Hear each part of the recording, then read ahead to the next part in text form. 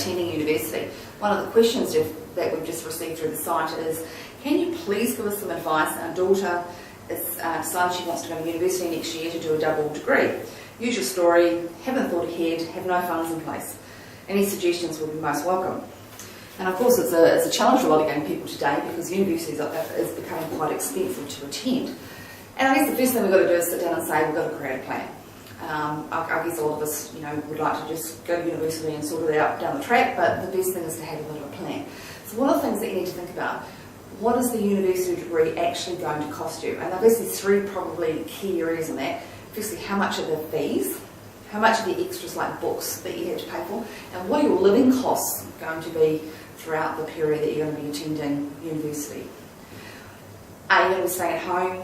Are you going to be flatting? What are the costs associated with that?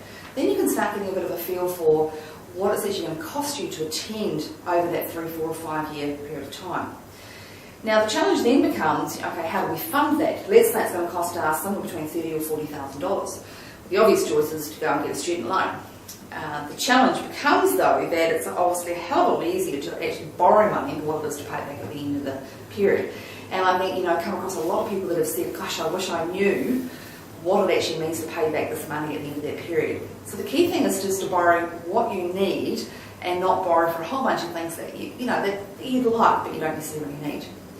Look at getting a full-time job through the university holiday period, or if you're starting next year between now and when you start in February next year, to help fund that. Can you get a part-time job throughout the whole student year to help fund it? Because even if it is $2,000, $3,000, $4,000, $5,000 that you can earn throughout that year, it will make a big difference to being able to pay off that loan over a long period. So the key thing is just really sitting down and saying, well, how much is it actually going to cost? How can you start paying some of that off throughout the time that you're in university, rather than just waiting until you're finished and then just paying back over a long period of time through the income that you earn?